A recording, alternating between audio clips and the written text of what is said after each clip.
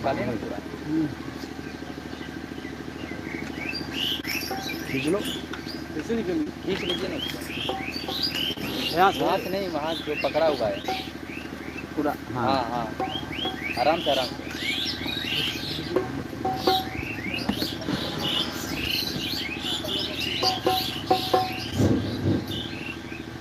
चाहे बंदगी सतनाम। आज यहाँ सत्संग स्थल पर पधारे आप सभी भाई बहनों को सादर प्रणाम। आज का शुभ दिन जो है वो बड़े ही सौभाग्य से प्राप्त होता है। संत महात्माओं के दर्शन दुर्लभ होते हैं, जिनके बड़े ऊंचे भाग्य होते हैं उनको ये अवसर मिलता है। हमको कुछ कहना नहीं, हम सिर्फ अपना परिचय देते हैं क्योंकि लोगों के मन में ये रहता है भाई ये तो बाबा गुरुदेव का चेला इधर से घूम रहा है। बस यही भरम मिटाने को हम दो बात सुना देते हैं। हमको नंबर थोड़ा कुछ बोलना नहीं है। तो मैंने 1980 में बाबा जी महाराज से छोड़ दो का गया, सबको नामला मिला। आज लगभग 47 साल हो गया। बहुत अनुभव हुए। अब जो है बाबा जय गुरुदेव जी महाराज की कुछ वाणियां हैं वो मैं आपको सुना रहा हूँ। जैसे बाबा जय गुरुदेव जी महाराज ने कहा था बच्चा मुक्ति और मोक्ष जीते जी मिलता है, मरने के बाद नहीं। जो कहता है मरने के बाद वह धोखा है। तो बाबा जय गुरुदेव जी महाराज के प्रेमियों को विशेष हमारा लक्ष्य है कहने का, उनको विचार करना चाहिए कि उनको जीते जी मुक्ति मोक्ष मिली कि नहीं मिली, या और जो चले गए 47 साल का समय बड़ा लंबा होता है, कितने लोग चले गए दुनिया छोड़ के, किसी ने बताया उनकी मुक्ति हो गई या किसी ने संदेश दिया कि हाँ हमारी मुक्ति हो गई। इस पर आपको कम विचार करना चाहिए। हमारी यदि कोई बीमारी है तो हम किसी डॉक्टर को बैठे नहीं रहेंगे। हमारी बीमारी का इलाज चाहे जहाँ जो डॉक्टर करते वही हमारे लिए डॉक्टर है। तो बाबा जय गुरुदेव जी महाराज ने कहा था कि बच्चा अभी तक हमने सत्संग सुनाया नहीं, सत्संग सुनाने के लायक बनाया जा रहा है। सत्संग तो आगे सुनने को मिलेगा। इससे लगता है कि बाबा जय गुरुदेव महाराज ने अपने जीवन में सत्संग सुनाया ही नहीं, और हम जीवन भर जानते रहे तो समझते रहे कि हम सत्संग सुनने जा रहे हैं। विचार कीजिएगा। बाबा जय गुरुदेव जी महाराज ने कहा था बच्चा मैं अभी प्लेटफार्म तैयार कर रहा हूँ। तो बाबा जी अपने जीवन में प्लेटफार्म तैयार करते रहे। बाबा जी ने कहा था कि बच्चा चतुर किसान बीज बोने से पहले खेत की अच्छी तैयारी करता है, तो जीवन भर उस तैयारी करते रहे। अब हमें जब बेचैनी हुई कि भाई गुरु महाराज ने कहा था कि मुक्ति और मोक्ष जीते जी मिलता है, मरने के बाद नहीं, तो हमने मंथन करना शुरू किया तो ये मालूम हुआ महात्माओं की वाणी की यहाँ मिला तो वहाँ मिलेगा, नहीं तो जमदूरवासी। अब वहाँ मिला तो तब वहाँ मिलेगा, नहीं तो लब 84। जीवत समझो जीवत बूझो जीवत मुक्ति निवासा, जियते भरम की फांस न काटी मुए मुक्ति कर आशा। आप सब लोग विचार कर लीजिए। वाणी कहती है कि माला जब जग मुआ मुक्ति पाया को अपर घर में मुक्ति मिले सहजे मुक्ति हो। यहाँ जो है बताई वाणी में कि गुरु गुरु में भेद है, गुरु गुरु में भाव, सोई गुरु नित बन दिए जो शब्द बतावे दांव। तो हमको यहाँ दांव हमको दांव यहाँ मालूम हुआ, और 47 साल में जो चीज हमें नहीं मिली वो चीज हमें यहाँ पल भर में मिल गई। लंबा नहीं बोलेंगे, बस हम यही कहना चाहते हैं कि मीरा जी को मिला तो उन्होंने कहा कि पायो में नाम रतन धन पायो, वस्तु अमोलक थी मेरे ससुर। अमोलक वस्तु क्या थी इसका भेद न बताया गया। तो अमोलक वस्तु जब उनको मिली तो वो कहने लगी कि मीरा हो गई ऐसी लागी लगन, मीरा हो गई मगन, वो तो गली गली हरि गुण गाने लगी। इसी तरह से हमें अमोलक वस्तु जब यहाँ मिल गई तो मैं भी घूम घूम गली गली गा रहा हूँ। मीरा को लाज शर्म छूट गया, बड़े ताने सहने पड़े, हमको भी बड़े ताने लोग मारते हैं, यहाँ तक कि मीरा को जहर भी दे दिया गया। तो हमें भी वो चीज मिल गई तो हमें अब किसी की परवाह नहीं, बहुत लोग ताने मारते हैं। तो मैं भी अब गली गली घूम क्या गा रहा हूँ, अरे ये वही है जो आए हुए हैं और जमाने में हलचल मचाए हुए हैं। अरे ये जुक्ति में मुक्ति बताए हुए हैं, माला में पूजा पाठ में नहीं, जुक्ति में मुक्ति बताए हुए हैं। ये कलयुग में सतयुग का डंका बजाए हुए हैं। अरे ये दाढ़ी में कुदरत छिपाए हुए हैं। अरे ये वही है जो आए हुए हैं। अब हमें मालूम हुआ कि चाँद बदली में छुपा था, मुझे मालूम न था। चाँद बदली में छुपा है, मुझे मालूम न था। शक्ल इंसान में खुदा है, मुझे मालूम न था। ये सारी बातें मेरे समझ में आने लगी। और जब से गुरु महाराज ने हमें वो भेद बताया तब से ग्रंथों की वाणियां समझ में आने लगी। पढ़ते तो जीवन भर रहे कि नाम ले तो भव सिंधु सुखा ही। अरे भाई बाणी तो कह दे कि नाम लेते ही भव सागर सूख जाता है, और फिर कह रहे हैं कि करो विचार सुजन मन माही। विचार करो, विचार करने को बाकी क्या रह गया। तब हम सोचने लगे भाई वो कौन नाम है जिसको लेते ही भव सागर सूख जाता है। वाणी तो ही कह रही है, हमने तो बनाया नहीं। अब हमें मालूम हुआ वो कौन सा नाम है जिसको लेते ही भव सागर सूख जाता है।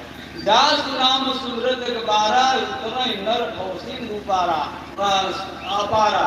वो कौन सा नाम है जिसको सुमिरते ही भव सागर से मनुष्य पार हो जाता है। यह सबके लिए बात है, सब लोग विचार कीजिए आखिर बात क्या है। महापुरुषों ने गलत तो लिखा नहीं है। इसी तरह से नानक जी कह रहे हैं कि नानक नाम जहाज है, चढ़े से उतरे पार, जपे से उतरे पार नहीं। तो वो कौन सी जहाज है, तो आप लोग विचार कीजिए। और अब देखिए गुरु महाराज आपको सुनाएंगे, लेकिन हमें वो चीज यहाँ मिली। आप भी चाहते हैं कि दुकान खुली है, आप भी स्वतंत्र हैं।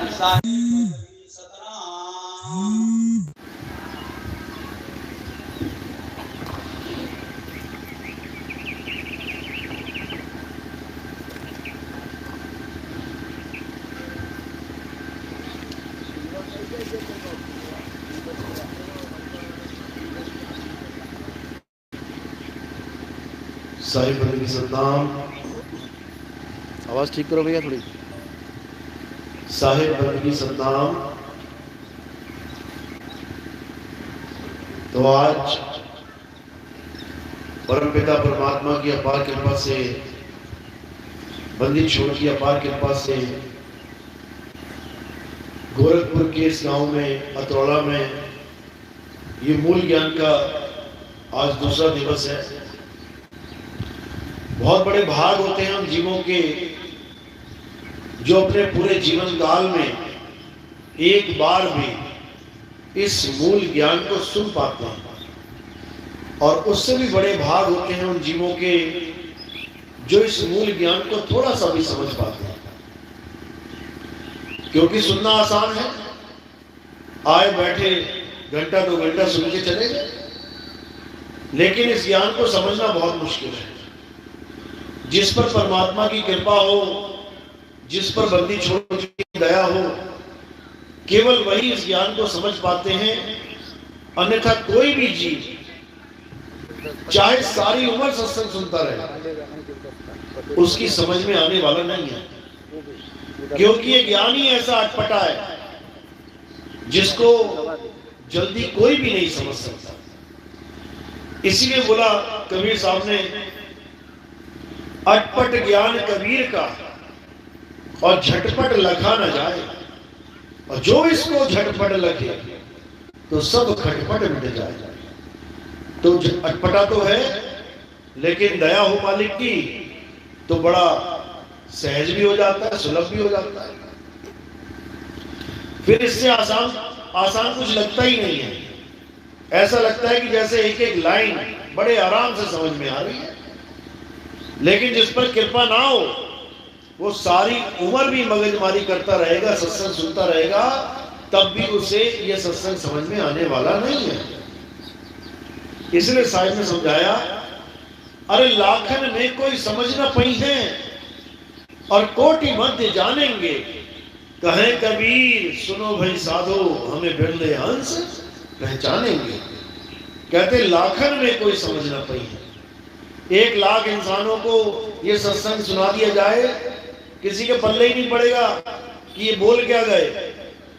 कोटि मध्य जानेंगे, करोड़ों के आगे अगर सत्संग रखा जाए, कहते हैं 150 बंदा जागेगा, बिरले हंस पहचानेंगे।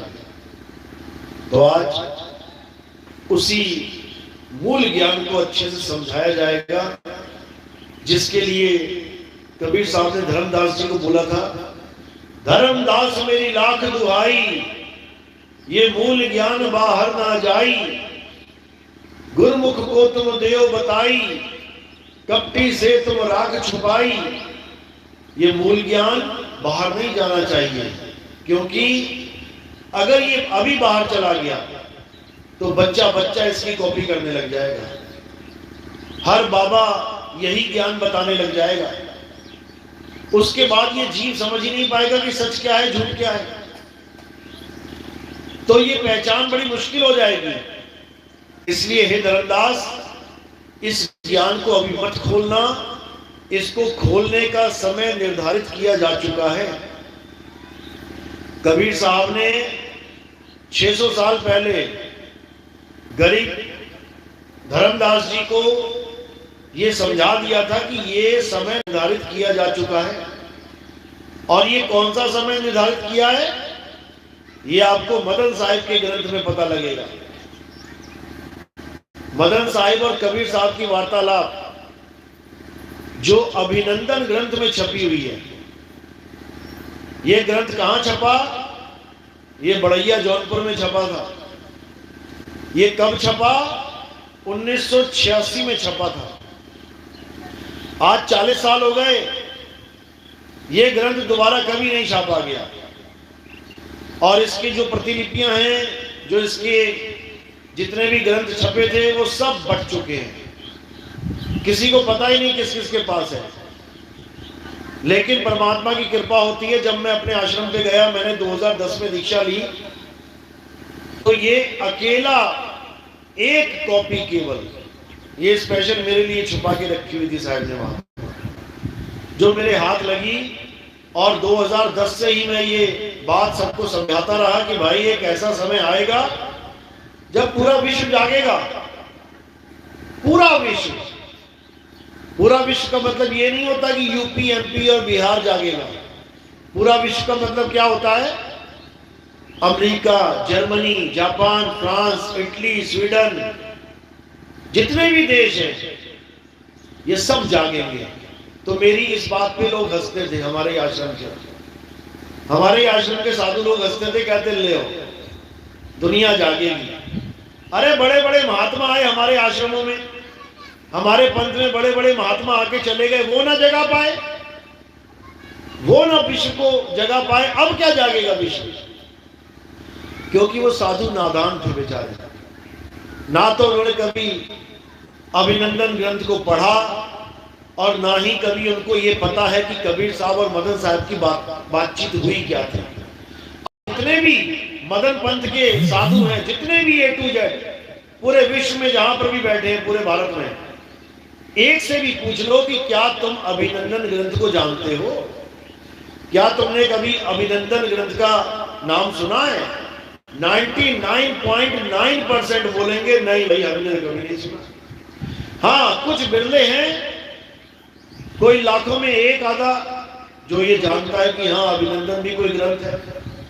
क्योंकि अगर हम अपनी जड़ को ही भूल जाएं तो हमारा कभी भी उत्थान नहीं हो सकता, हम कभी तरक्की नहीं कर सकते।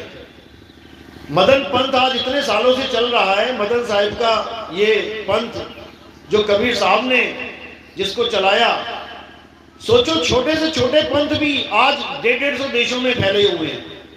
राधा स्वामी देख लो, निरंकारी देख लो, ब्रह्म कुमारी देख लो, और भी बहुत सारे हैं जो कई देशों में फैले हुए हैं। लेकिन मदन साहिब का ये पंथ जो अनमोल दिव्य ज्ञान लेके बैठा है, आज कहां सीमित हो चुका है? कुएं के मेंढक की तरह। कारण क्या है? हमने अपनी जड़ को ही नहीं जाना। हम दूसरों की बातें सुनाते रहे कि धर्मदास को कबीर साहब ने ऐसा बोला, गरीबदास जी को कबीर साहब ने ऐसा बोला, रविदास जी को कबीर साहब ने ऐसा बोला, और मदन साहिब को क्या बोला वो किसी को नहीं पता। उस पूरे ग्रंथ में ऐसे ऐसे दिव्य भेद छुपे हैं कि जो समझे तो हैरान हो जाए। उस वार्तालाप में कबीर साहब ने अपने आने का जिक्र किया है कि मदन, अभी तो हम आए हैं तेरे लिए, तुझे बताने के लिए, तुझे समझाने के लिए। क्योंकि मदन साहब, आपको पता है कि अष्टांग योग सिद्ध थे, अष्टांग योग सिद्ध थे, लेकिन एक बीजक की वाणी पढ़ के उन्होंने सारा योग त्याग दिया और उस परमात्मा को पाने के लिए, उस सार शब्द को जानने के लिए, कहते हैं जौनपुर के जंगल में बैठ गए और ये प्रण लिया कि अगर 7 दिन के अंदर परम पिता परमात्मा मुझे वो सार शब्द का भेद देने नहीं आए तो मैं अपनी गर्दन उतार दूंगा। आज भी वो तलवार जो उन्होंने अपनी गर्दन काटने के लिए साथ में रखी थी, खरौना में जो आश्रम है, आज भी वो तलवार वहां पड़ी है। तो अगर तलवार रखी है तो वार्तालाप भी तो हुई होगी कि बस दर्शन दिया और चले गए। पूरी वार्तालाप है मदन साहिब के इस अनमोल ग्रंथ में, जो प्रकाशपति साहिब ने, बड़ैया के संत थे, सदगुरु प्रकाशपति साहिब ने ये ग्रंथ छपवाया था। लेकिन दुख के साथ कहना पड़ रहा है कि उन्हीं की गद्दियों पे जो महंत बैठे हुए हैं वो इस ग्रंथ का नाम तक नहीं जानते। उनको इतना पता है कि जमीन कहाँ है, कितनी है, आलू कितना उगेगा और गोभी कितनी उगेगी और प्याज कितना उगाना और क्या मंडी का भाव चल रहा है, ये सब उनको पता है। लेकिन उनको ये नहीं पता कि मदन साहब और कबीर साहब की जो वार्तालाप हुई थी वो प्रकाशपति साहिब ने अपने कर कमलों के द्वारा प्रकाशित किया था। उसका नाम है अभिनंदन।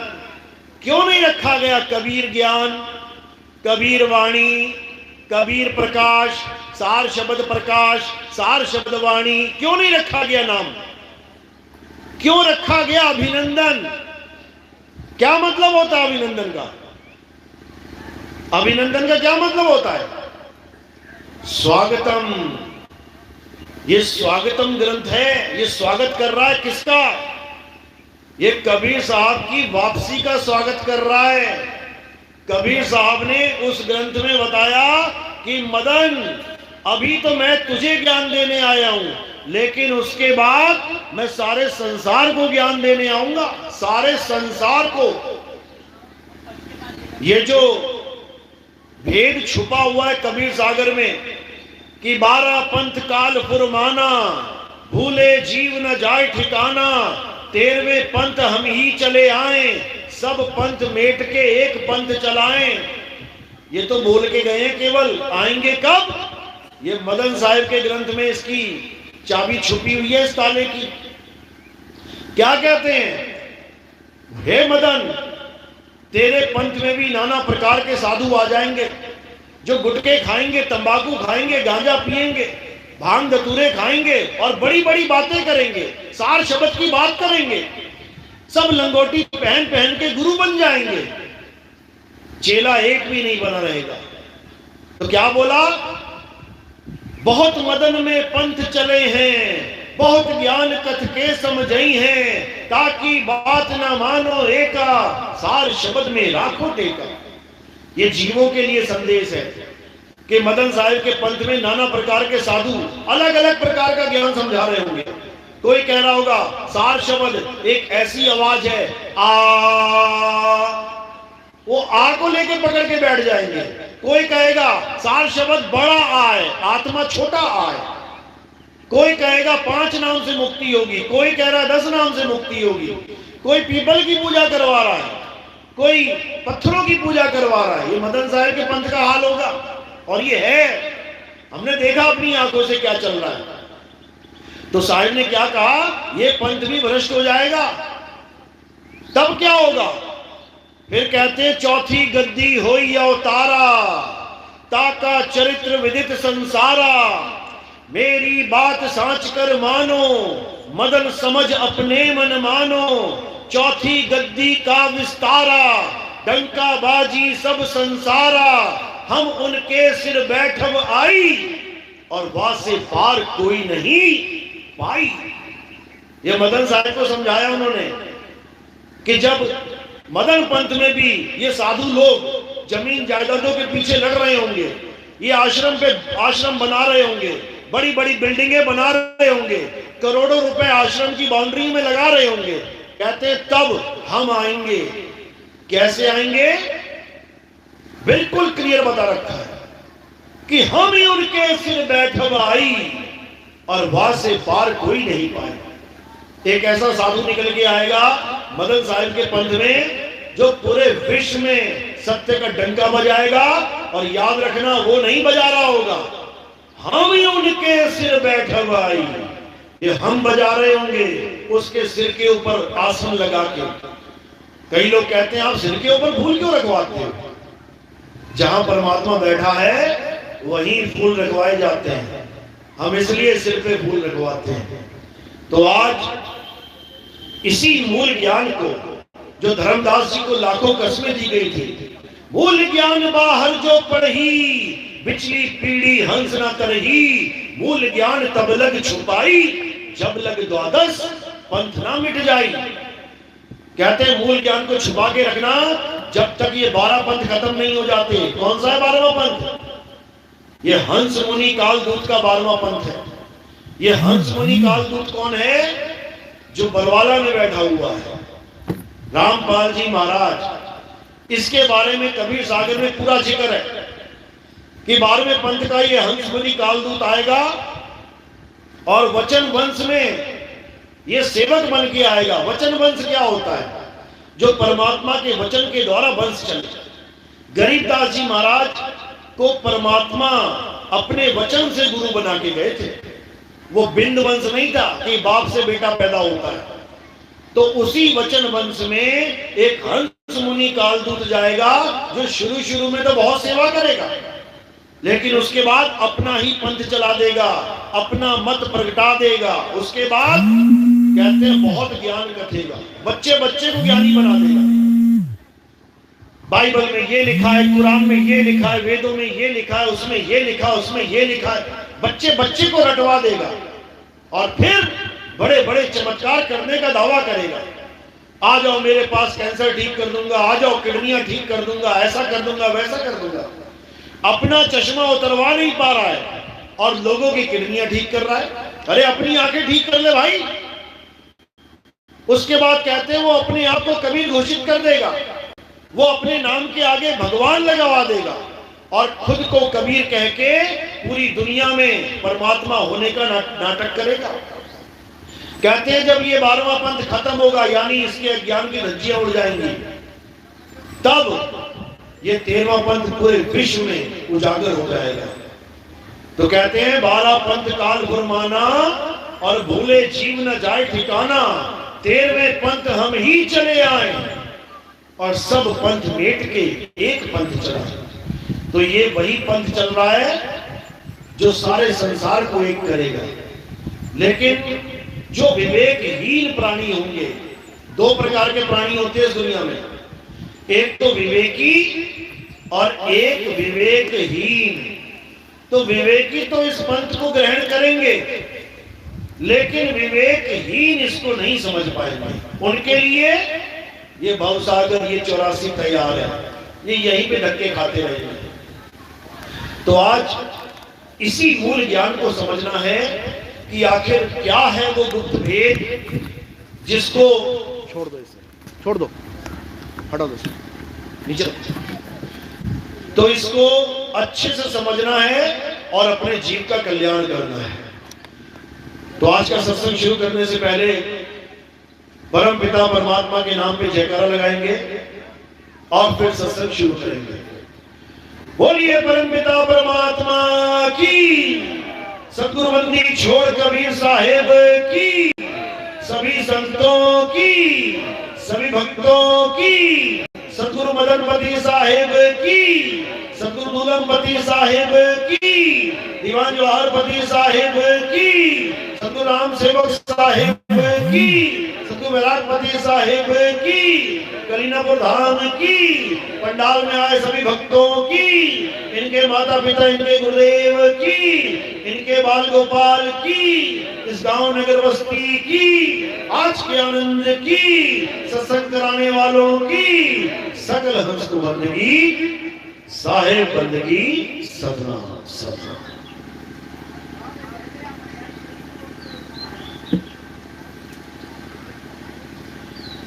तो कबीर साहब जिनके आने का एक ही मकसद है कि सब जीवों का कल्याण हो, चाहे कोई हिंदू है, चाहे मुसलमान, चाहे सिख, चाहे ईसाई, से कोई फर्क नहीं पड़ता।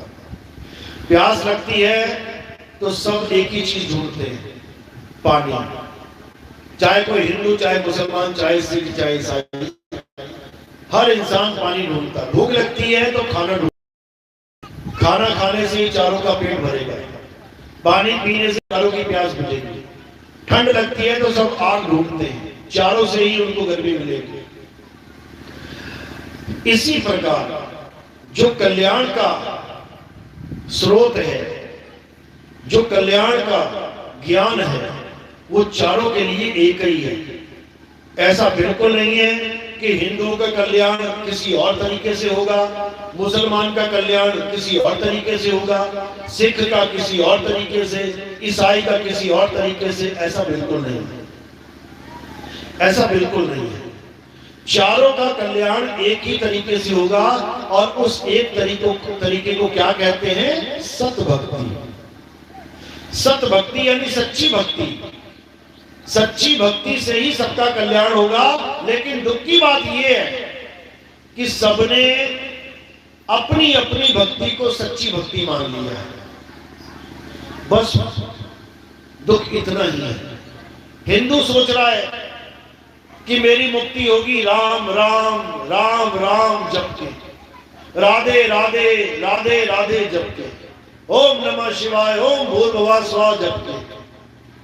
उसी को सच्ची भक्ति मान बैठे हैं। और मुसलमान सोच रहा है 5 टाइम की नमाज पढ़ लूं या अल्लाह अल्लाह जप लूं, माला पे जपते रहते हैं अल्लाह अल्लाह अल्लाह, शायद इसी से मेरी मुक्ति होगी। यही सच्ची भक्ति है। सिख भाई समझते हैं कि वाहेगुरु वाहेगुरु वाहेगुरु वाहेगुरु जपेंगे तो इससे हमारी मुक्ति हो जाएगी, क्योंकि यही सच्ची भक्ति है। और ईसाई सोचते हैं कि हालेलुया हालेलुया करने से, यहोवा यहोवा जपने से हमारी मुक्ति हो जाएगी, क्योंकि यही सच्ची भक्ति है। लेकिन दुख के साथ कहना पड़ता है कि ये सच्ची भक्ति नहीं है, चारों की ही नहीं है। क्योंकि चारों जिस चीज की आस में बैठ गए हैं वो क्या है? वो अक्षर है। अक्षर। हिंदू 2 अक्षरों से मुक्ति मांग रहा है, राम राम राम। वो सोच रहा है ये 2 अक्षर मुझे मुक्ति न देंगे। और मुसलमान अल्लाह अल्लाह 3 अक्षरों से मुक्ति मांग रहा है। सिख वाहे गुरु वाहे गुरु वाहे गुरु 4 अक्षरों से मुक्ति मांग रहा है। और ईसाई हालेलुया हालेलुया 5 अक्षरों से मुक्ति मांग रहा है। सारे घूम फिर के अक्षरों से ही मुक्ति मांग रहे हैं। यानी एक आत्मा जिसकी वजह से ये अक्षर पैदा हो रहे हैं। देखो तुम्हारे मुंह से कैसे निकला राम, किसकी वजह से निकला? आत्मा की वजह से। आत्मा ना हो शरीर में, राम का नाम निकल के दिखाए? नहीं निकल सकता। किसकी वजह से निकल रहा है? आत्मा की वजह से। और आत्मा क्या है? अविनाशी है। अविनाशी यानी अमर है। जो खुद अमर है वो इन नाशवान अक्षरों से मुक्ति मांग रहा है। जो अक्षर स्वयं इंसान ने बनाए हैं, ये अ आ इ ई उ ऊ का खा गा घा किसने बनाया? A B C D E F G किसने बनाया? अलिफ बे ते पे किसने बनाया? उड़ा एड़ा इड़ी हा हा ससा किसने बनाया? इंसान ने बनाया। इंसान ने ही अक्षरों को बनाया और इंसान ही उन अक्षरों से मुक्ति सोच रहा है मिल जाएगी। कभी नहीं मिलेगी। इन अक्षरों को 52 अक्षर बोला कबीर साहब ने, यानी मुख के द्वारा पैदा होने वाले 52 अक्षर। इससे मुक्ति मांगोगे तो जीवन बर्बाद हो जाएगा। तो साहिब समझा रहे हैं कि ये 52 अक्षर कैसे पैदा होते हैं? आत्मा के द्वारा पैदा होते हैं और जीभ कंठ होठ के द्वारा पैदा होते हैं। अगर जीभ काट दी जाए तो सारे अक्षर खत्म हो जाएंगे तुम्हारे जीवन से। करते फिरोगे केवल, जैसे एक गूंगा करता है। गूंगे से कभी बात करके देखना, पता लग जाएगा तुम्हें कैसे बात करता है गूंगा।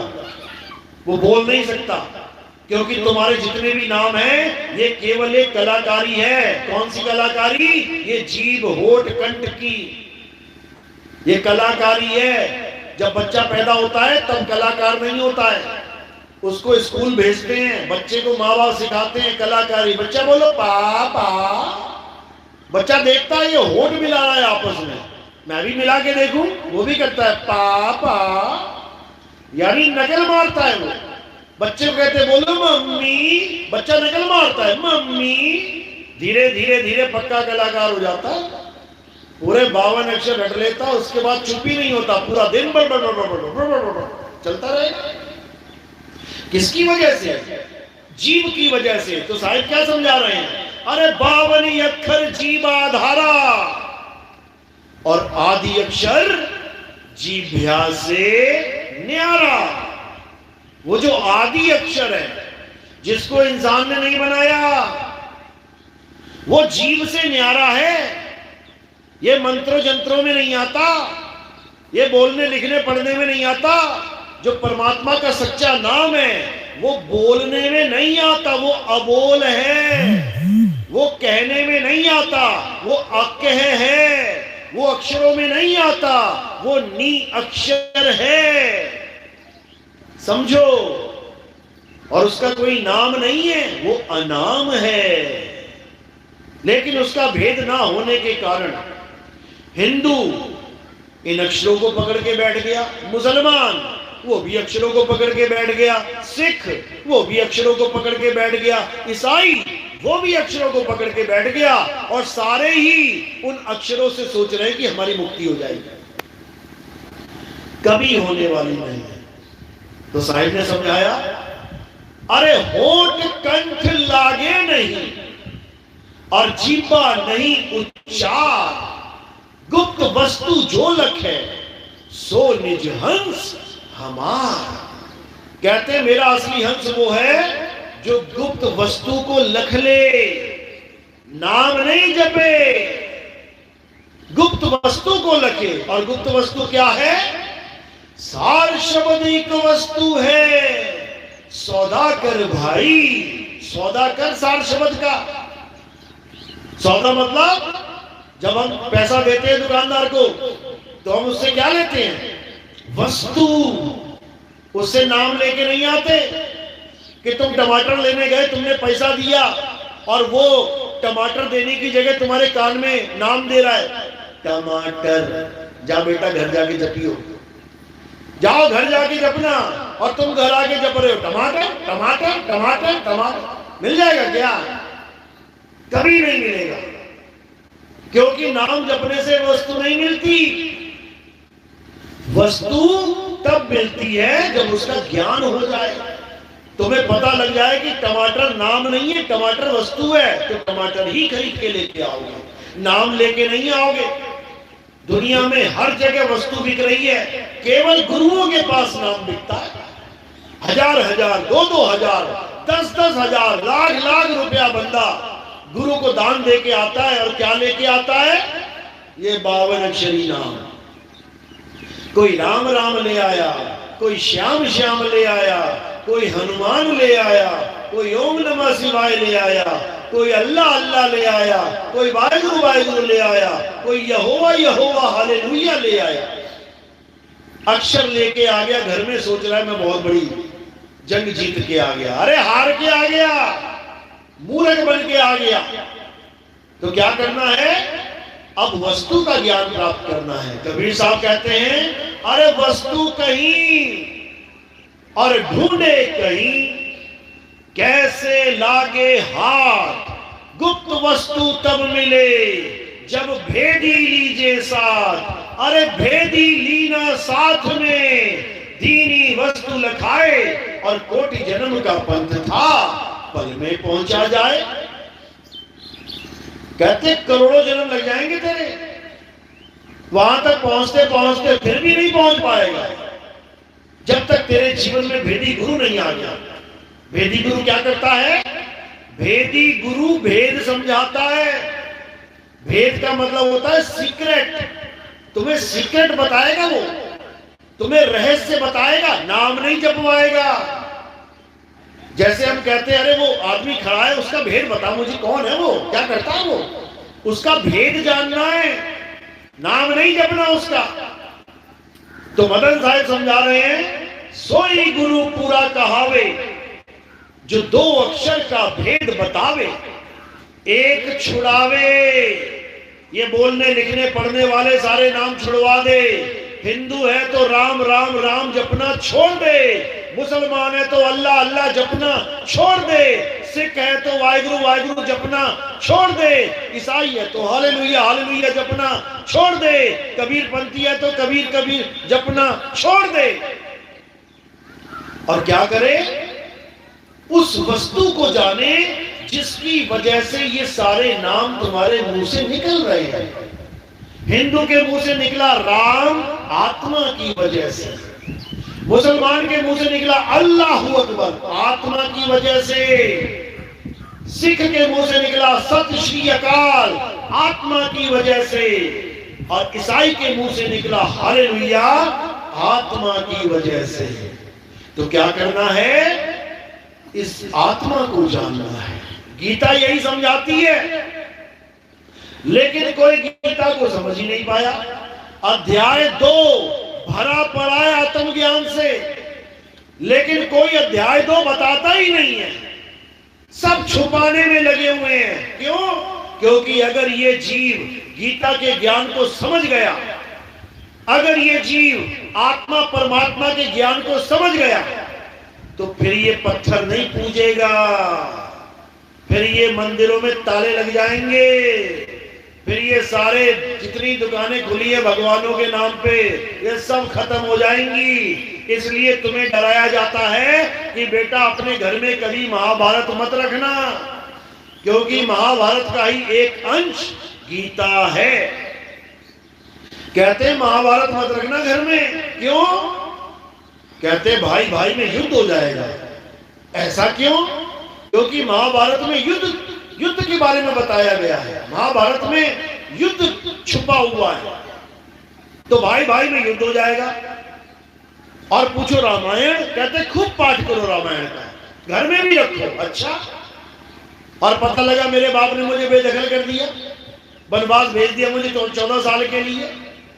पता लगा मेरी घरवाली को उठा के ले गया रावण की तरह, क्योंकि उस ग्रंथ में तो उसका भी जिक्र है। तो ग्रंथ में जिस चीज का जिक्र है, अगर उससे सच हो जाएगा तो रामायण तो ज्यादा खतरनाक है। महाभारत में भाई भाई में युद्ध हो रहा है, कम से कम वो धर्म अधर्म का युद्ध है, धर्म की जीत है, अधर्म का हार है। भाई भाई में युद्ध हो रहा है तो कोई बात नहीं, बीच में गीता का भी ज्ञान है, आत्मा का ज्ञान है, कल्याण हो जाएगा। अरे महाभारत के अलावा रामायण में कौन सा आत्मा का ज्ञान है? कोई बताओ जरा खुल के। केवल एक कहानी है राम जी की, और उसमें भी वनवास भी है, वन के दुख भी हैं, उसके बाद सीता का हरण भी है, उसके बाद पत्नी को छोड़ भी दिया राम जी ने। बताओ, सब कुछ है उसमें। तो ये डरावा केवल आत्मज्ञान की वजह से है कि आत्मा का ज्ञान अगर इस जीव को समझ में आ गया तो समझ लो कि उसके बाद ये पाखंडवाद से निकल जाएगा। ये मूर्तियों को भगवान नहीं मानेगा, ये पत्थरों को भगवान नहीं मानेगा, ये आत्म तत्व की खोज करने लग जाएगा। और आत्म तत्व की खोज करने का इशारा गीता में भरपूर दे रखा है। क्या कह रही है गीता? अध्याय 4 34वां श्लोक, हे अर्जुन, अगर तुम सच में उस आत्म तत्व का ज्ञान प्राप्त करना चाहते हो, अगर तुम आत्मा का बोध करना चाहते हो, तो क्या करो? तुम ऐसे तत्वदर्शी संत की शरण में जाओ जो तुम्हें आत्मा का ज्ञान समझा सके, जो तुम्हें आत्मा का बोध करवा सके। एक बार आत्मा का बोध हो जाने पर तुम कभी अज्ञान को प्राप्त नहीं होगे। यानी एक बार तुम्हें पता लग जाए कि तुम क्या हो, उसके बाद तुम कभी भ्रमित नहीं होगे कि तुम एक नाशवान शरीर हो, या तुम एक आदमी औरत हो, या तुम एक बच्चा बूढ़ा जवान हो। तुम इस भ्रम से निकल जाओगे बाहर और तुम अपने आप को आत्मा करके जानोगे। और जब तुम अपने आप को आत्मा करके जानोगे तो तुम जीवन में कभी किसी फोटो, किसी पत्थर, किसी मूर्ति की पूजा नहीं करोगे। जब तुम ही आत्मा हो गए, जब तुम अविनाशी हो गए, तो नाशवान पत्थरों की, नाशवान मूर्तियों की, नाशवान फोटो कैलेंडरों की पूजा कौन करेगा? कोई नहीं करेगा। इसलिए हम लोगों को गीता से दूर किया जाता है और रामायण के करीब किया जाता है। तो अब क्या करना है? अब उस आत्म तत्व का भेद प्राप्त करना है। कैसे मिलेगा? तत्वदर्शी संत की शरण में जाके। अब तत्वदर्शी का क्या मतलब है? इसमें बहुत कंफ्यूज है लोग। कोई किसी गुरु को कह रहा है ये तत्वदर्शी है, कोई किसी गुरु का नाम लेके कहता है ये तत्वदर्शी है, कोई किसी को पकड़ के बैठा है ये तत्वदर्शी है, कोई किसी को पकड़ के बैठा है ये तत्वदर्शी है। परिभाषा तक नहीं पता कि तत्वदर्शी होता क्या है। नाम में ही अर्थ छुपा हुआ है, शब्द में ही अर्थ छुपा हुआ है। जैसे हमारा एक बहुत पुराना टीवी चैनल था, जब शुरू में टीवी आए थे। कौन सा चैनल था?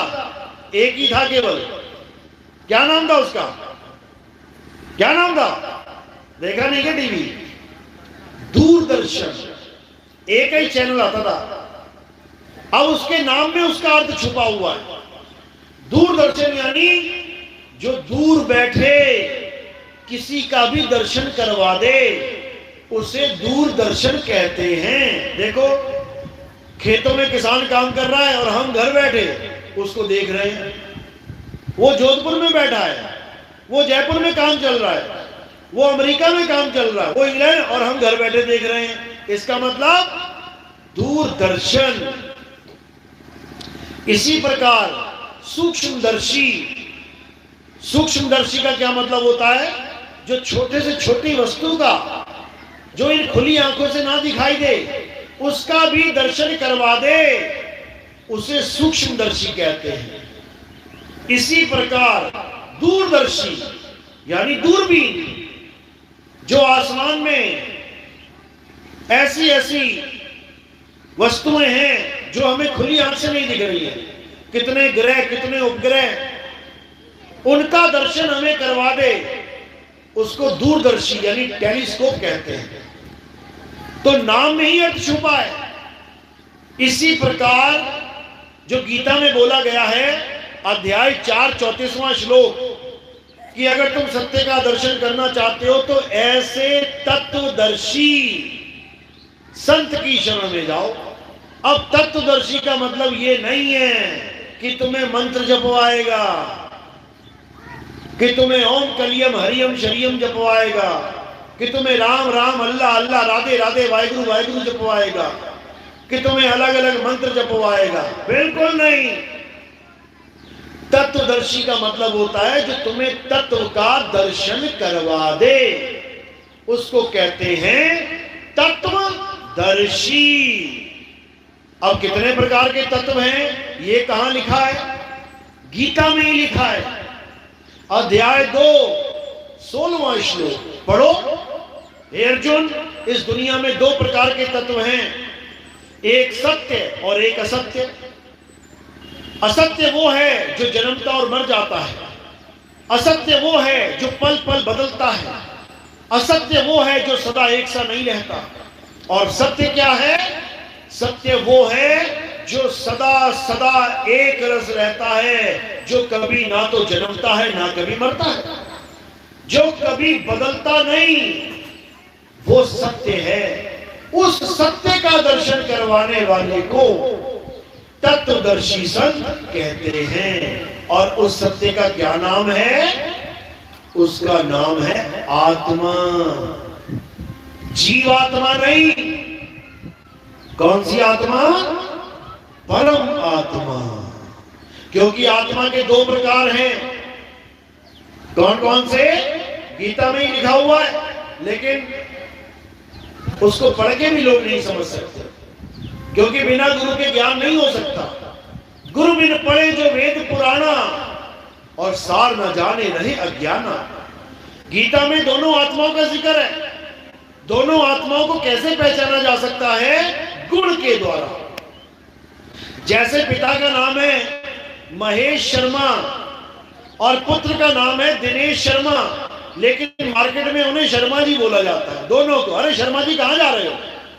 बाप को भी कहते हैं शर्मा जी आ जाओ, और बेटे को भी कहते हैं शर्मा जी आ जाओ, लेकिन दोनों में भेद है। एक बाप और एक बेटा है, दोनों में भेद है। अब भेद क्या है? उस भेद को बताने वाले को सतगुरु कहते हैं। तो जो जीवात्मा है वो अलग है, और जो परमात्मा है वो अलग है, लेकिन है दोनों आत्मा। आत्मा क्या है? सरनेम है, जो नाम के पीछे लगाया जाता है। महेश शर्मा, दिनेश शर्मा, शर्मा दोनों ही है, लेकिन एक महेश है एक दिनेश है। इसी प्रकार जीव आत्मा, परम आत्मा, आत्मा दोनों ही है, आत्मा दोनों ही है, लेकिन एक जीवात्मा है और एक परमात्मा। अब इन दोनों के गुण जानने हैं बस, कि किसे जीवात्मा कहूं और किसे परमात्मा कहूं। है दोनों ही आत्मा, और गीता में दोनों को आत्मा करके ही बताया गया है। सबसे बड़ी चक्कर वाली तो ये बात है, उसके आगे परमात्मा नहीं लिखा है। अध्याय 2 में दोनों प्रकार की आत्माओं का जिक्र है, लेकिन किसी के समझ में नहीं आने वाला कि जीवात्मा है या परमात्मा है, क्योंकि गुण ही नहीं पता उसके। आत्मा और जीवात्मा के गुण ही नहीं पता संसार को। तो क्या गुण है, क्या पहचान है, ये सतगुरु बताते हैं, कबीर साहब समझाते हैं। क्या बता रहे हैं गीता? कि हे अर्जुन, हम और तुम ये शरीर नहीं है, हम और तुम आत्मा हैं। ये शरीर तो हमने धारण किए हैं, ये शरीर हमने धारण किए हैं। एक दिन हम शरीरों को उतार देंगे। ये शरीर को धारण करना जन्म, और शरीरों को उतार देना मृत्यु कहलाता है। अब ये गुण किसका है? जो शरीरों को धारण करे और त्याग दे। ये कौन सी आत्मा का गुण है? कौन सी आत्मा का गुण है? जीवात्मा का। जीवात्मा शरीर को धारण करती है और अंत आने पे शरीर का छोड़ देती है, उतार देती है। जो शरीर को धारण करे और शरीर को उतार दे, उसे जीवात्मा कहते हैं। यानी इस संसार में जिसने भी शरीर धारण किया है, ये सब जीव हैं। अब जीव में भी 2 कैटेगरी आ गई। वो कौन कौन सी? एक आम जीव, ये जो बैठे हुए हैं आम जीव, और एक इससे ऊंची कैटेगरी जिसे शिव कहते हैं। शिव, शिव नाम सुना है? सबने सुना होगा। अब ये जीव और शिव क्या है, अब इसको समझना है। कबीर साहब अपनी वाणी में समझा रहे हैं, जीव शिव सब प्रगटे, वह ठाकुर वह दास, कबीर और जाने नहीं, एक राम नाम की आस। कबीर साहब समझा रहे हैं कि ये जीव ही शिव बन के अपनी पूजा करवाता है। किस किस की पूजा चल रही है? शंकर जी की, विष्णु जी की, कृष्ण जी की, हनुमान जी की, दुर्गा माता की, और भी जितने भी बड़े बड़े महात्मा जो कहते हैं अहम ब्रह्मस्मि, ब्रह्मलीन महात्मा, ब्रह्म पुरुष, योगी पुरुष, ये सब कौन है? ये सब शिव हैं जो ठाकुर बन गए हैं, जिनके मंदिर बन गए हैं। ठाकुर जी करके दुनिया माथा टेक रही है वो जीव, लेकिन बन बैठा शिव। अब इन दोनों से परे कौन है? इन दोनों से परे है पीव। पीव, अब पीव क्या है ये भी समझ लो। साहिब कहते हैं बहुबंधन में बांधिया एक बेचारा जीव, और केवल छूटे आपने जो ना छुड़ाए पीव। पीव यानी परम पिता परमात्मा, जीवात्मा नहीं, शिवात्मा नहीं, परम पिता परमात्मा। अब उसका गुण क्या है? जीव का गुण तो समझ में आ गया कि जो आवे जावे वो जीव है, जो जन्मे मरे यानी काया को धारण करे काया को छोड़े वो जीव है, भक्ति करके ब्रह्म अवस्था को प्राप्त करके ठाकुर बन बैठे वो भी जीव ही है, वो जीव ही ब्रह्म बना बैठा है। लेकिन पीव ये दोनों से न्यारा है। पीव कौन है? परम आत्मा। उसका गुण क्या है? उसका गुण ये है कि वो आता जाता नहीं है, नहीं है, वो कभी संसार में आता ही नहीं है। कई लोग कृष्ण जी की गीता पढ़ते हैं तो कहते हैं कृष्ण जी परमात्मा है। अरे वो संसार में आ गए, परमात्मा नहीं रहे। परमात्मा वो तब है जब वो कभी कहीं आए और जाए ना। इसका जिक्र कहां मिलता है? गीता में ही मिलता है। कौन से अध्याय में? अध्याय 2 24वां श्लोक। उसमें उस आत्मा का जिक्र किया जा रहा है जो आती जाती नहीं है। तो क्या कह रहे हैं? हे अर्जुन, ये आत्मा छेद्य है, अशोष्य है, अदाह है। ये आत्मा अचल है। अचल, 3 अक्षर है। अचल, क्या मतलब है इसका? अचल सुना तो सबने होगा। अचल 2 प्रकार की प्रॉपर्टी होती है, 2 प्रकार की संपत्ति होती है। कौन कौन सी? एक चल संपत्ति और एक अचल संपत्ति। जो चल संपत्ति होती है उसका गुण उसके नाम की तरह होता है, चल, यानी वो चल सकती है। 1 लाख रुपया पड़ा तुम्हारे घर में, वो चल संपत्ति है कि अचल? चल संपत्ति है। कैसे? जेब में डाल और चल, वो भी चल रही है साथ में। तुम्हारे घर में कार है, बाइक है, चल संपत्ति है कि अचल? चल, किक मार और चल। लेकिन जो तुम्हारा घर है, तुम्हारे जो खेत हैं, वो कौन सी संपत्ति है? चल या अचल? वो अचल है, वो चलता नहीं है। कोई ऐसा नहीं कर सकता कि अपना गोरखपुर का घर उठा के बंबई में शिफ्ट कर रहा है। करवा के देख लो। गोरखपुर की जमीन अपने दिल्ली में जाके शिफ्ट कर रहा है, करवा के देख लो। पैसा शिफ्ट हो जाएगा, सामान शिफ्ट हो जाएगा, कार बाइक शिफ्ट हो जाएंगी, लेकिन मकान अचल है। इसी प्रकार हम सबका परमात्मा केवल हिंदू का नहीं, केवल मुसलमान का नहीं, केवल सिख या ईसाई का नहीं, हम सबका परम पिता परमात्मा अचल है।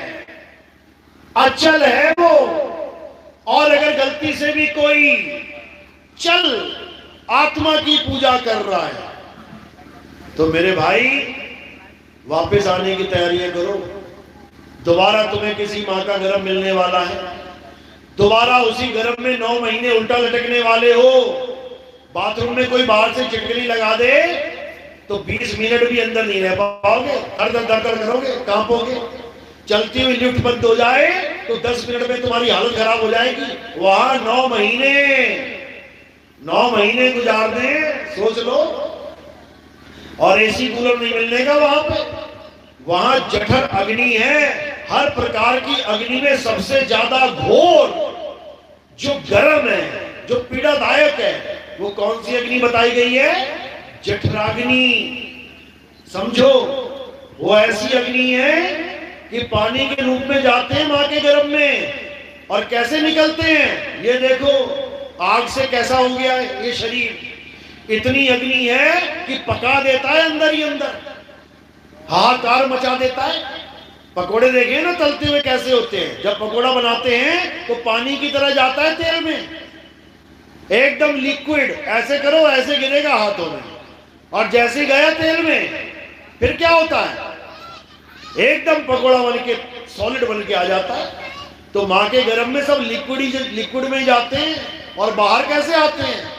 सॉलिड बन के आते हैं, पकोड़ा बन के। पकोड़े बैठे हुए सारे, सब मां के गर्भ से निकल के बैठे। जो ज्यादा तल गया बेचारा वो काला पकोड़ा निकल आया, जो कम तल गया वो गोरा निकल आया। ये वही है। तो इसी तेल की कढ़ाई को कुंभी नरक बोला गया। बाबा नानक ने नरक किसको बोला? उसको नहीं बोला जो तुम्हारे ख्वाबों में नरक चलता है। ये है नरक। कुंभी, कुंभ यानी घड़ा। किसी गर्भवती महिला को देख लेना, उसका पेट घड़े की तरह बाहर आ जाएगा, और उसमें कौन है? उसमें जीवात्मा धक्के खा रहा है, नरक में गिरा पड़ा है। भवसागर क्यों बोलते हैं? भवसागर इसलिए बोलते हैं क्योंकि भवसागर में सब गोते खा रहे हैं। देखो गोता खा रहा है, सिर नीचे पैर ऊपर, ऐसे गोता खाते हैं भवसागर में। यही है भवसागर। तो इस भवसागर से बचाने के लिए हमें अचल परमात्मा की दया चाहिए। अचल।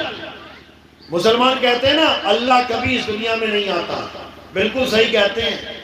और हिंदू कहते हैं परमात्मा बार बार अवतार लेके आता है। तो परमात्मा का जब अवतार हो जाता है तो परमात्मा नहीं कहलाता। समझ लो, कबीर साहब भी जब आते हैं तो वो शरीर को परमात्मा नहीं बोल के गए, उन्होंने दास नाम रखा अपना, कबीर दास, दासन का दास। हम है दास दासन के दासा, अगम अगोचर हमरे पासा। दास क्यों बोला उन्होंने? क्योंकि साहिब की गति कुछ और है। अविनाशी की आरती गावे सत्य कबीर। अविनाशी की आरती गाते हैं वो। अविनाशी कौन है? पीर है। तो उसी पीर के बारे में क्या बोला कबीर साहब ने? आवे न जावे, जन्मे नहीं मरे, सो निज पीर हमारा हो। कहते हैं उसका गुण क्या है मेरे पीर का? आवे न जावे। इसी में सारे कबीरबंदी फेल हो जाएंगे।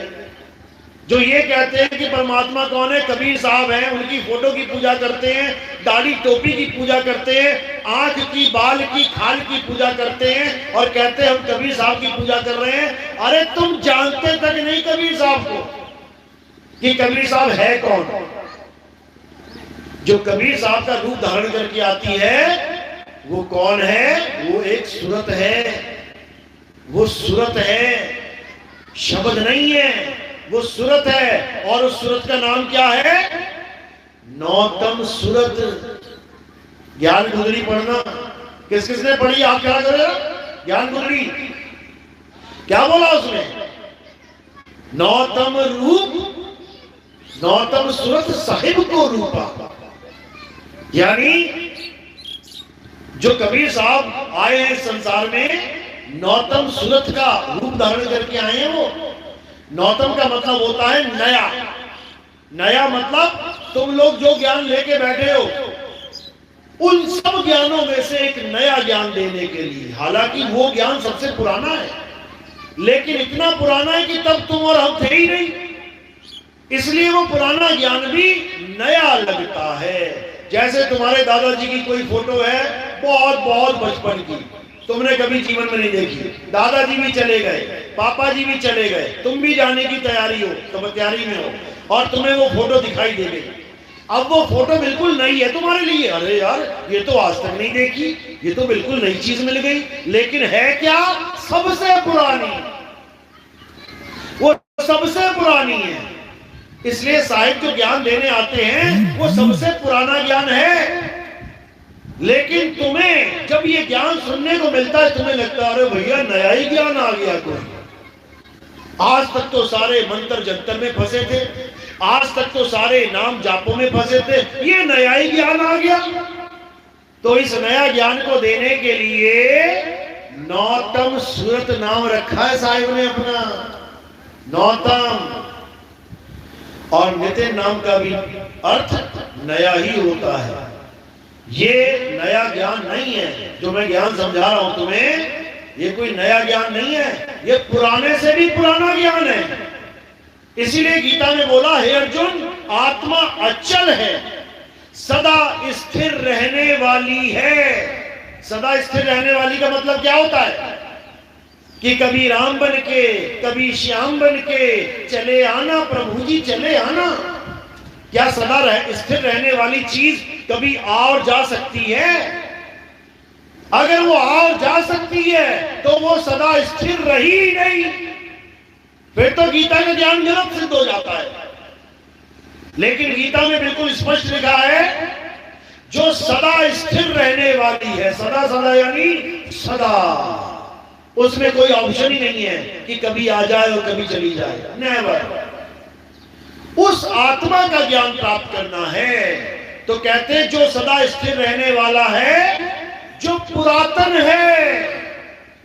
पुरातन मतलब हमारा एक विभाग है, कौन सा? पुरातत्व विभाग। जैसे बाकी विभाग है, जल विभाग, विद्युत विभाग, नगर निगम विभाग, शिक्षा विभाग, परिवहन विभाग, इसी प्रकार एक पुरातत्व विभाग भी है। उसका क्या काम है? उसका काम है हमारे देश में जितनी भी पुरानी चीजें हैं, कोई राजा का किला है, कोई पुरानी गुफा है, कोई बहुत पुरानी मूर्ति है, कोई पुराने अवशेष हैं, उसके बारे में जानकारी इकट्ठा करना और बताना कि ये कितना पुराना है, कार्बन रीडिंग करके। ये काम है पुरातत्व विभाग का, यानी वो पुरानी चीजों के बारे में जानकारी देते हैं।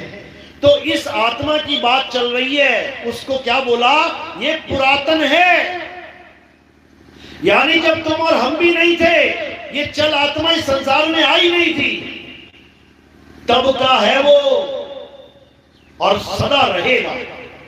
उसी को बोला कि वही अचल है, सदा स्थिर रहने वाला है, पुरातन है, सत्य सनातन है।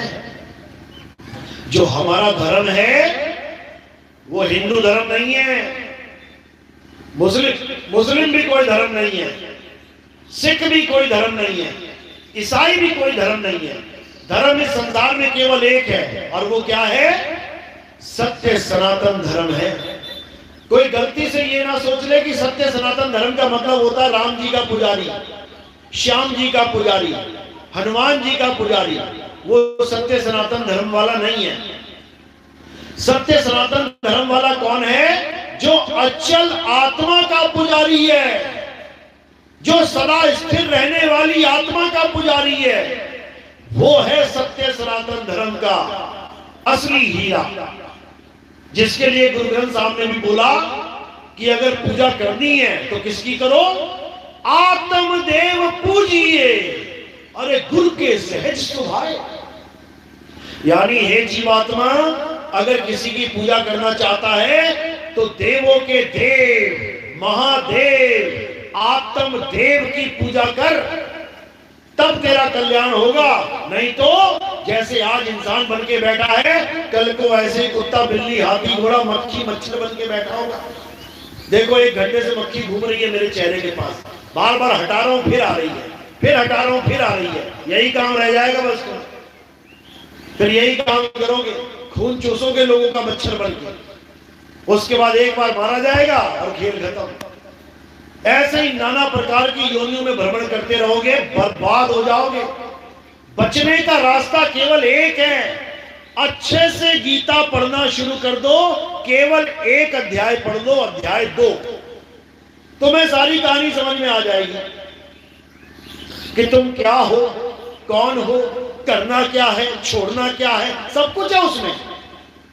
लेकिन तुम्हें मंदिर मस्जिद गुरुद्वारों से फुर्सत ही नहीं है।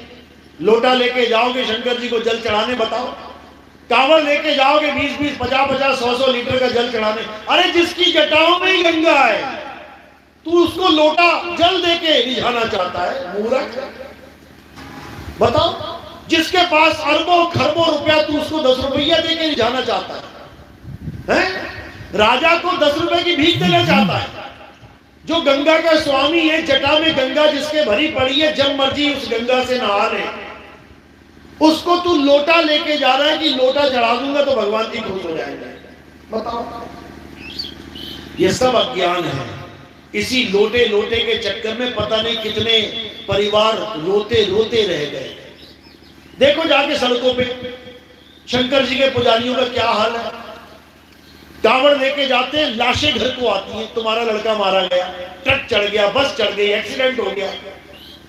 अरे जिस परमात्मा को ढूंढने जा रहा है वो तेरे घट में विराजमान है। घट घट मेरा साइया सुनी सेज न कोय, और बलिहारी व घट की जिस घट पर घट हुए। जा रहा है भगवान को खुश करने के लिए और लाश बन के घर आ रहा है। मां बाप रोते नहीं थक रहे, आंसू सूखने का नाम नहीं ले रहे हैं।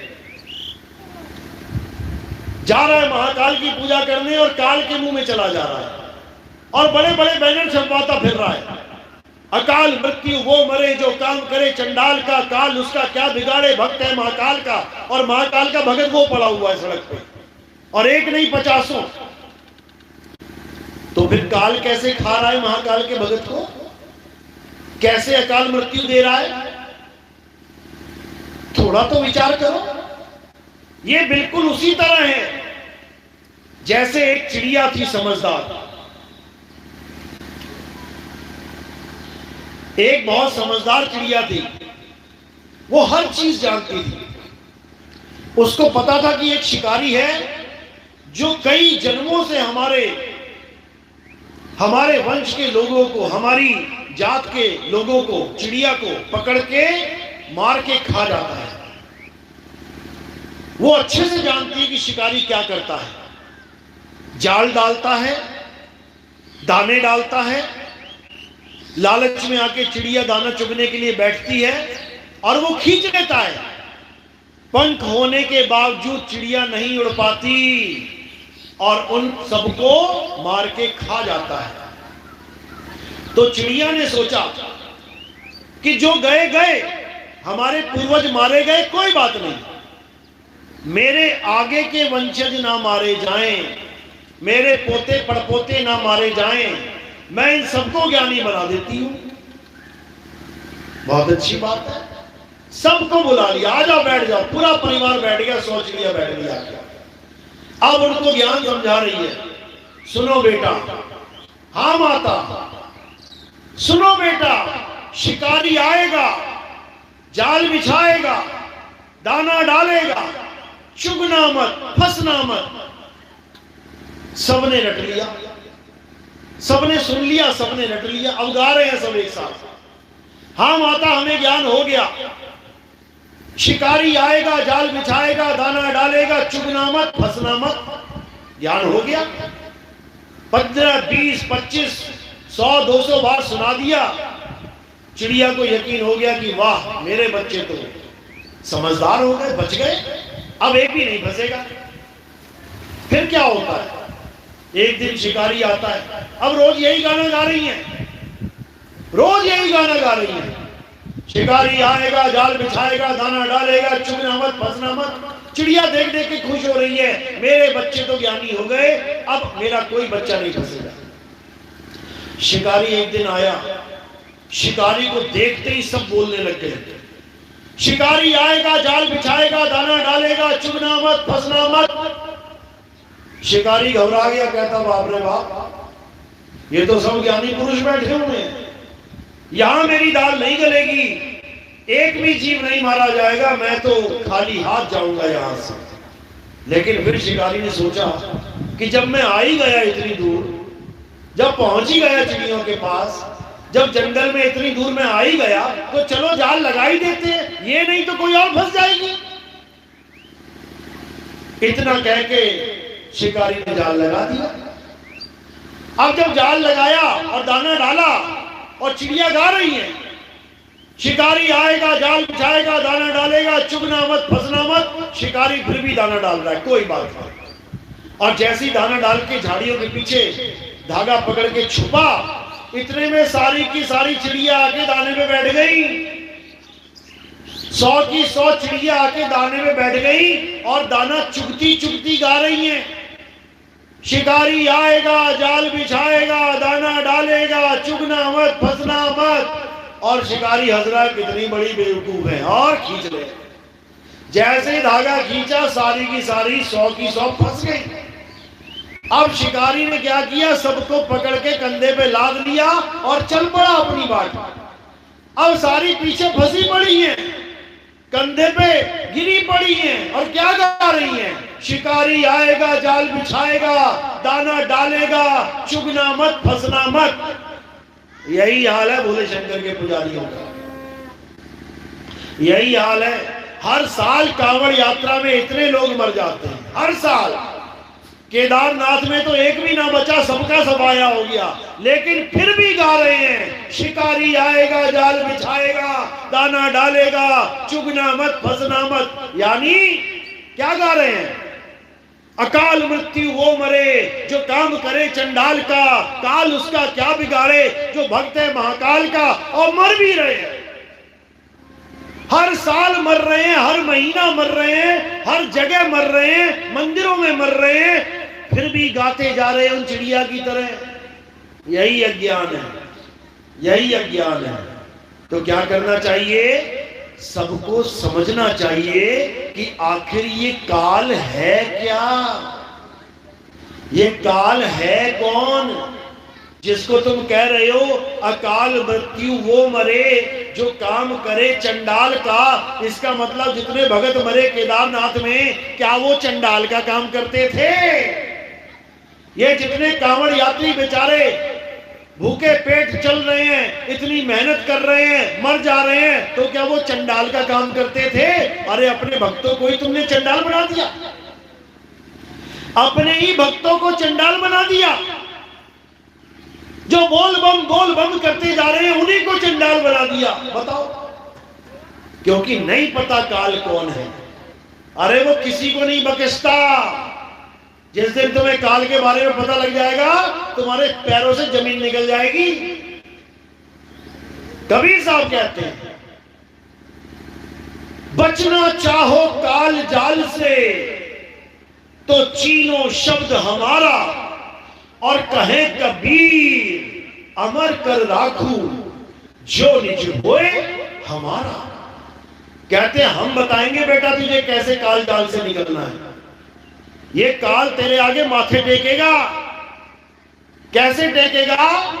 अरे सार शब्द आए जही विधि हाथा, तेही विधि काल नवावे माथा। ये काल तेरे आगे माथा टेक देगा और तुमने क्या करना है, इस काल के सिर पे पैर रख देना है। जैसे सांप को पकड़ने का एक तरीका है, सांप को कभी भी पेट से नहीं पकड़ा जाता और ना ही पूंछ से पकड़ा जाता है। क्यों? वो पलट के डस सकता है। सांप को पकड़ने का सबसे सही तरीका क्या होता है? उसकी गर्दन से दबाया जाता है उसको। जब गर्दन से दबोच लिया, अब वो क्या करेगा? ज्यादा से ज्यादा लपेटा मार देगा, पूंछ लिपटा देगा पूरी, ज्यादा से ज्यादा थोड़ा हिलने की कोशिश करेगा, लेकिन काट नहीं पाएगा। ये असली दाव है सांप पकड़ने का।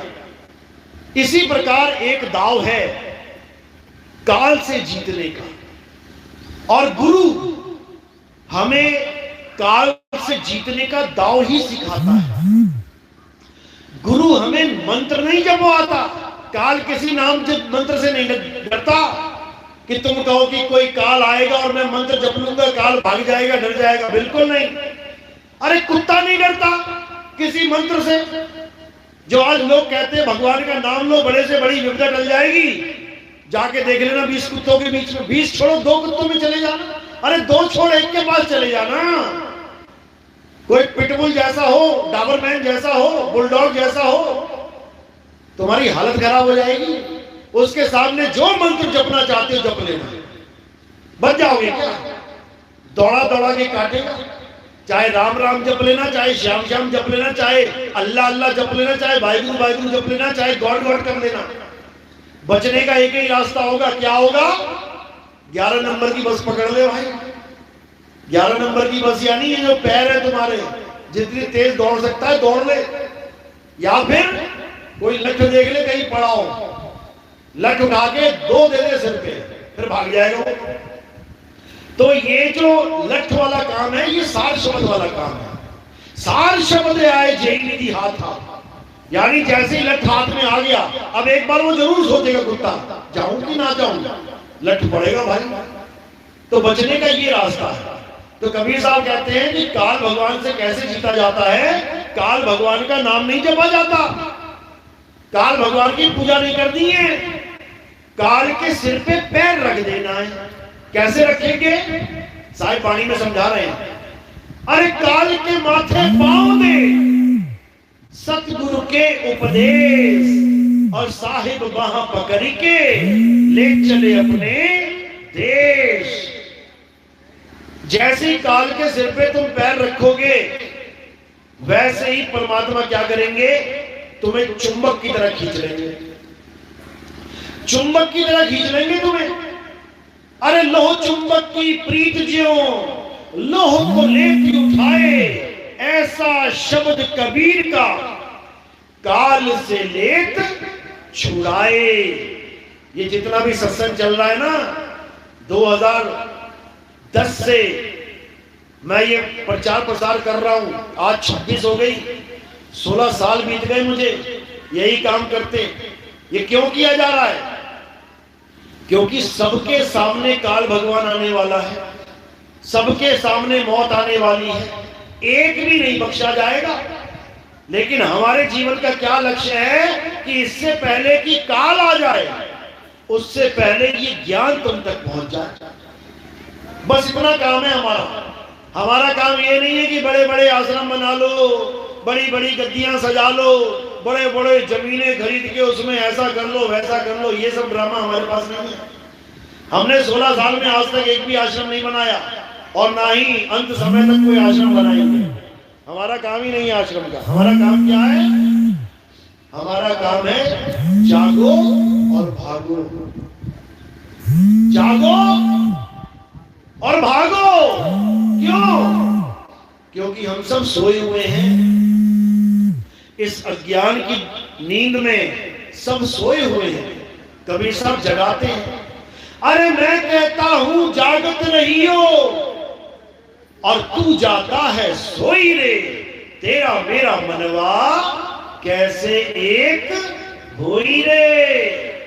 मैं कहता हूं जाग और भाग, भाग भाग रे फकीर के बाल के, कनक और कामिनी से शेर लागा, फाड़ के खाएगा, खड़ा चिल्लाएगा, बड़ा बेवकूफ है जो ना भागा।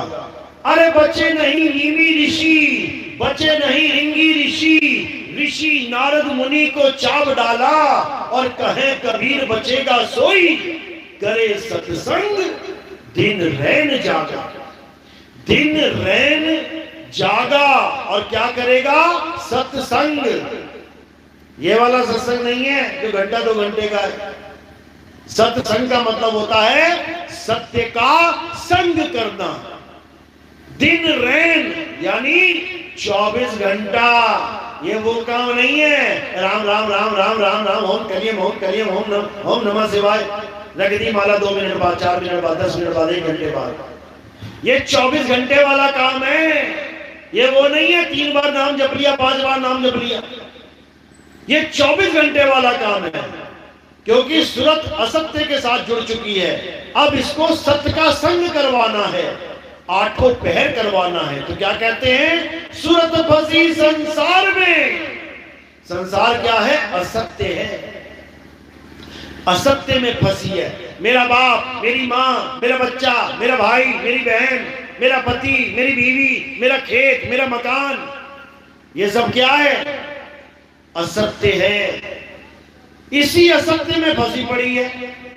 तो कह रहे सूरत फंसी संसार में, अरे तासे पड़ गई दूर और सूरत बांध स्थिर करो, आठों पहर हुजूर। इसी में भेद छुपा हुआ है अचल परमात्मा का, समझ लो। सूरत बांध स्थिर करो, स्थिर कैसे करेंगे, कहां करेंगे, जब हर चीज चलायमान है। ये धरती चल रही है, आकाश चल रहा है, मंदिर चल रहा है, मस्जिद चल रही है, सारे मंत्र चल रहे हैं। देखो मुंह से चल रहे हैं, तुम्हारे कान तक पहुंच रहे हैं। राम यहां से चला और तुम्हारे कान तक पहुंच गया, ये भी चल रहा है, ये भी अचल नहीं है। इसीलिए इन नामों को असत्य नाम बोला गया है। और जो कबीर साहब बताते हैं वो सत्य नाम है। तो क्या करना है, सूरत बांध स्थिर करो। स्थिर कहां कर सकते हैं, जो वस्तु पहले से स्थिर है वहीं तो स्थिर कर सकते हो। लोग कहते हैं निशाना लगाओ, तो जब निशाना लगा रहे होते हो तो सामने वाली वस्तु स्थिर है, तभी तो निशाना लगेगा। और सामने वाली वस्तु घूम रही है, अब लगाओ निशाना। जो स्थिर नहीं है उसमें स्थिर कैसे होगे। तो ये अचल आत्मा की तरफ इशारा है कि इस जीव आत्मा को अचल आत्मा में स्थित हो जाना है। तो कह रहे हैं सूरत बांध स्थिर करो, आठों पहर हुजूर, यानी 24 घंटे उस सत्य का संग करो। नहाते धोते, खाते पीते, चलते उठते, बैठते, सोते, उसी का संग करना है। ये नाम वाम नहीं जपने हैं, ये पूजा पाठ नहीं करना है, ये हवन यज्ञ नहीं करना है। कर लिया जितना करना था, शुरुआत अच्छी है। शुरू में आंगनवाड़ी जाना पड़ता है बच्चों को, पहली दूसरी तीसरी चौथी कक्षा में जाना पड़ता है, अच्छी बात है। लेकिन सारी उम्र नहीं रहना वहां पे। पीएचडी करनी है, डॉक्टरेट करनी है, इंजीनियर बनना है, तो पहली दूसरी तीसरी चौथी छोड़ना पड़ेगा, आगे बढ़ना पड़ेगा। इसी प्रकार ये मंदिर मस्जिद गुरुद्वारे चर्च, शुरुआती ज्ञान अच्छा है, बहुत बढ़िया, लेकिन बुढ़ापे तक तो मंदिर जा रहे हो तो अच्छा नहीं है। बच्चा स्कूल जाए तो बहुत अच्छा है, लेकिन कहो बुढ़ऊ भी स्कूल जा रहा है 90 साल का, तो अच्छा नहीं है। तो क्या करना है, अब सत्य को जानना है, सत्य को समझना है और सत्य का संग करना है। तो साहिब यही समझा रहे हैं कि जागो और भागो। कहां से भागो, इस 3 लोक से भागो, निकल जाओ यहां से। कहां जाना है, जहां से आए हो। साहिब समझा रहे हैं, अरे आए हो तुम जहां से, आए हो तुम कहां से, जाना तुम्हें कहां है। अरे इतना बस विचार लो, हो गया भजन, मन की तरंग मार लो। हो गया भजन, आदत बुरी सुधार लो। हो गया भजन। बोलिए परमपिता परमात्मा की सदा ही जय हो। साईं बंद की सतनाम। किस किस को मेरी बात समझ में आई, एक बार हाथ खड़ा करो जरा। अच्छा जी, पूरा गांव ही जाग गया। अभी रामनवमी आ जाएगी ना, सब भूल जाओगे आत्मा बात्मा क्या होती है। अभी गणेश चतुर्थी आ गई ना, सब भूल जाओगे आत्मा क्या होती है। अभी शिवरात्रि आ गई, सब भूल जाओगे कौन सी आत्मा कौन सा परमात्मा। सब थाली लेके खड़े हो जाएंगे मंदिर के आगे। मंदिर मस्जिद बुरा नहीं है, लेकिन अचल आत्मा को जानना हमारे जीवन का लक्ष्य है। और अगर लक्ष्य की प्राप्ति नहीं हुई तो जीवन बर्बाद है। इसलिए अपना जीवन बर्बाद होने से बचाना है और सत्य को जानना है, सत्य को खोजना है। बोलिए परमपिता परमात्मा की। अब आरती का समय, आरती कैसे करते हैं समझ लो। थोड़े से फूल उठाने हैं और मेरे सिर के ऊपर रख देने हैं। सिर के ऊपर क्यों रखे, क्योंकि पैर के अंगूठे से लेकर सिर की चोटी तक ये नाशवान देह है। और हमने आरती किसकी करनी है? हम उनके सिर बैठब आई और वासे पार कोई नहीं पाई, हमने उसकी आरती करनी है। तो फूल कहां रखना है? मेरे सिर के ऊपर। और अगर सेवा में कोई प्रचार प्रसार में कोई योगदान करना चाहेगा तो केवल चरणों में रखना है। माया का स्थान संतों के चरणों में होता है, परमात्मा का स्थान शीश पे होता है। सिर ऊपर ठाड़ा गुरु सूरा, नानक ताके कारज पूरा। खेचत खेचत खेच कसीसा, सिर ऊपर बैठे जगदीसा। तो शीश के ऊपर आपने फूल रखने हैं और चरणों में सेवा रखनी है। सेवा से हम क्या करते हैं? हमारा प्रचार जो प्रसार है ये टीवी में भी आता है, हमारा प्रोग्राम टीवी चैनल में भी आता है। आप सुबह उठ के 6:30-7 बजे बैठेंगे तो साधना टीवी और ईश्वर टीवी आने वाले समय में और भी चैनल से बात हो रही है। बहुत जल्दी लगभग हर चैनल पे अपना प्रोग्राम आएगा। तो अभी ईश्वर टीवी और साधना टीवी पे आप 6:30-7 बजे बैठ जाएंगे तो आपको कई बाबा लोग दिखाई देंगे जो घंटा घंटा 2-2 घंटा आपको ये समझा के जाएंगे कि नाम जपो नाम जपो नाम जपो, ये मंत्र जप लो वो मंत्र जप लो, ऐसा हो जाएगा वैसा हो जाएगा। तो जैसे ही बाबा जाएगा ये कह के कि नाम जपो नाम जपो नाम जपो, इतने में मैं आ जाऊंगा और क्या बोलूंगा? नाम छोड़ो नाम छोड़ो नाम छोड़ो और आत्मा से खुद को जोड़ो, आत्मा का ज्ञान प्राप्त करो। तो जब विवेकी कोई हंस ये बात सुनता है कि नाम छोड़ो तो खलबली मच जाती है, फोन घुमाता है, क्योंकि नंबर भी साथ ही दे रखा है मैंने, टीवी पे हमारा नंबर भी आता है। जैसे ही फोन घुमाता है तो क्या पूछता है? अरे बाबा जी ये नाम जपाने वाले पंथ तो बहुत थे, ये नाम छुड़वाने वाला भी पंथ चल रहा है क्या? तो भाई साहब नाम छुड़ाने वाला ही असली पंथ है, नाम जपवाने वाला तो कोई भी बैठ जाए। तुम ही बैठ जाओ टीवी पे आके और बोलने लग जाओ राधे राधे जपो राधे राधे जपो, कोई भी गुरु बन के बैठ जाए, लेकिन वस्तु का ज्ञान नहीं हो सकता। नाम छुड़ाने वाला असली गुरु होता है, नाम जपवाने वाला जपी यानी अधूरा गुरु होता है। जपी तपी सन्यासी नहीं बनना है, आत्म ज्ञानी बनना है, आत्म वस्तु का ज्ञान प्राप्त करना है। तो अब आरती का समय है, अब आरती करेंगे। मैं नीचे बैठ जाऊंगा और सब खड़े हो जाएंगे और एकदम आगे नहीं आएंगे, धीरे धीरे करके आएंगे और पीछे को चले जाएंगे। सतनाम साईं।